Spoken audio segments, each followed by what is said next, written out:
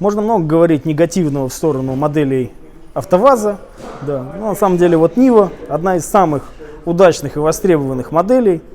И здесь налицо, что люди эксплуатируют ее именно так, для чего она и создавалась. Посмотрите на подкапотное пространство. То есть машина эксплуатируется как положено на проселочных дорогах, в лесу, в полях. Ну и как в одной из известных реклам, чистота должна быть там, где это действительно важно. Чистота в двигателе.